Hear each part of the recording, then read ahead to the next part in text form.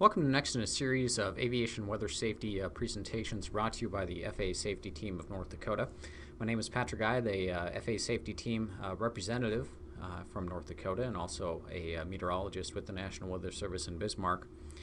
This talk will be focused on identifying areas of fog and low stratus, which becomes ever more common as we move through the fall, winter, and into the early spring across the northern plains and upper Midwest.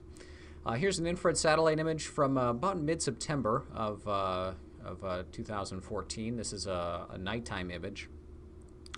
And basically, with this traditional infrared satellite, it looks fairly clear, if not perfectly clear, across much of North and South Dakota, with higher level cloud cover more evident across Minnesota. But if we switch over to the fog channel, which is a special satellite channel which is designed to help pick out areas of fog and low stratus, we see in all these dark areas what we once thought was clear is really not. We have widespread fog and low stratus on this satellite fog channel. Taking a look at the surface observations, the ceiling and visibility plots, once again, the numbers on the bottom are the visibility. Numbers to the left of the station circle are ceilings, so we have widespread IFR conditions with ceilings between 200, 500, 600 feet and visibilities as low as 1.25 miles here in Valley City to 3 miles in Harvey, 8 miles in Minot. So this different satellite channel, which is designed to pick out the fog and the stratus, really helps to identify those areas which are rather masked by a traditional infrared satellite image. So what we do is that we take the difference of a couple infrared satellite channels to come up with this product. The problem with traditional infrared satellite for detecting stratus is that low stratus that is so close to the ground has a fairly similar temperature at the cloud top as the ground does. And so what the satellite is sensing are those temperatures in order to be able to produce an image of cloud cover. Now this satellite fog channel is able to difference a couple different satellite images in order to highlight the fog and stratus, make it stand out. And so this fog and stratus is going to appear a flattened texture on these images and dark during the night, and during the day that does flip to where it will be bright white but still very flat, kind of panis in texture, as we can see across eastern North Dakota, South Dakota, into northwest Minnesota. Of course, the one caveat is if the middle or upper level cloud cover has to be fairly thin or hopefully non-existent to be able to help pick this out in the satellite fog channel. We will give at the end of the presentation where you can find access to these images, which are also rather prevalent in most commercial vendors as well for weather briefings. Okay, now we'll switch gears a little bit and talk about where stratus and fog, some favorite areas, and kind of some rules of thumb. If stratus is in place at sunset, what we would expect through the evening and night is that for those ceilings to continue to fall, so that stratus to build down, ceilings to decrease through the night, possibly all the way to the ground as fog. So if we have stratus in place, late evening, around sunset, where the trend would be for those ceilings, that stratus to continue to the lower to the ground, and may build all the way down to the ground as fog. Also, if we have little change in air mass, so we really haven't had any fronts move through, so the air mass we had to begin the day is what we still have, and if stratus and fog form under similar conditions, we would expect it to form again. So maybe in the fall we had low stratus that was in place in the morning, it lifted and cleared with heating.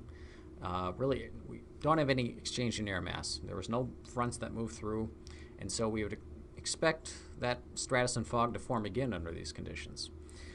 During the winter, January, February, where we have very strong Arctic high pressure systems that have very cold air near the surface, we get those very strong inversions to set up. Now if we get moisture trapped in those inversions, in those Arctic highs, stratus and fog may exist for days in some locations, as we have seen several times across the northern plains, where we don't have much winds to break up and to move that stratus, that fog out in those very cold Arctic conditions. Stratus is also favored to be wrapped around significant low pressure systems. And so here's an example from late September of 2014 of the strong low pressure system across South Dakota into far southwest North Dakota, as depicted on the right here in the surface analysis. And we see from the observations the reds, the blues, the pinks are varying levels of stratus from MVFR, IFR, all the way down to low IFR. And we see that that stratus and the fog here with some of the weather depiction of the symbols of these dashed equal signs, essentially. That's fog. And then the station circles that are colored in is pretty much outlined where the stratus is. And we see that forming pretty much along and north of the low pressure system, ahead of the warm front. And basically this stratus is wrapping around and will likely soon, if we were to look at this 12 hours from now, encompass much of the low pressure system across its southern periphery behind this cold front, which we'll take a look at next. Another component to look at, in this case especially, is the easterly surface winds across much of North Dakota. Now, North Dakota, the elevation is fairly low in the Red River Valley, and we increase as we move across the west. So if we have these easterly winds, it may not be as significant as in the mountains, but that's upslope flow as we're going as the surface winds are slowly gliding up along with the terrain from east to west across North Dakota. And we have the moisture that most low pressure systems bring, and so that's another favorite scenario with these easterly winds across North Dakota to produce fog and low stratus. So once again, stratus and fog are often found wrapped around significant low pressure systems, and flight categories are only further degraded by precipitation that usually accompanies these systems as well. Okay, cold fronts. Stratus is favored behind most cold fronts in the fall, winter, and early spring, and these decks can be rather expansive on the order of hundreds of miles, simply not something you could fly through, or it could be hours, days before these decks to really clear out of a particular region. So we have a cold front analyzed on the surface map here on the right, and we take a look at the station plots with the ceilings and visibilities. Basically all those colored in station circles, reds, blues, pinks, are low-level stratus, and we see that encompasses basically all of the northern plains and in the upper Midwest on the orders of hundreds of miles. This deck of stratus is in the trail of this cold front. This is rather common that we see in the fall, winter, and early spring, where we have very large decks of stratus that follow behind cold fronts. One product that really tries to help outline these areas of fog and low stratus are AIRMET Sierras, which outline areas of IFR conditions and extensive mountain obscuration from clouds and fog. Now, these are 3-hourly forecasts out to 12 hours with updates issued every 3 hours and amended as necessary. And basically, these AIRMETs, these polygons, highlight areas of where we're expecting IFR conditions in fog, stratus, precipitation. And so looking at these AIRMET Sierras can quickly help you to see what's happening now and then what's going to be the expectation as we move 12 hours down the road. Where are the IFR conditions and fog, stratus, precipitation going to be? Available on the Aviation Weather Center website, and also some other locations that we'll give at the end of this presentation. So ceiling visibility, not the only thing to worry about with low-level stratus and fog in the late fall through early spring, because it also presents an icing threat from freezing drizzle. So when we have low stratus, fog at temperature ranges at the surface of -10 to 0 C, so that's about from the teens to the lower 30s Fahrenheit, we need to investigate for freezing drizzle threat. So if the distance between stratus or fog, so the top of the stratus deck or the top of the fog bank and the base of any mid-level cloud deck is 6,500 feet or greater, or if there are no clouds that are above the stratus or fog, then water is favored in liquid form through temperatures of -10 to -12 C. So water is existing in a liquid form at temperatures below freezing because water needs something to freeze upon. This is called supercooled water when liquid water is existing at temperatures below freezing. So it needs something to freeze upon, and those naturally occurring things that they freeze upon don't really tend to activate until colder temperatures, below -10 or -12 C. So your aircraft serves the purpose of something to freeze upon. And so what we have is we have stratus, which may be having some drizzle or simply fog itself at temperatures that are between -10 and -12 C and warmer through 0 C, or in the teens, 20s to lower 30s Fahrenheit.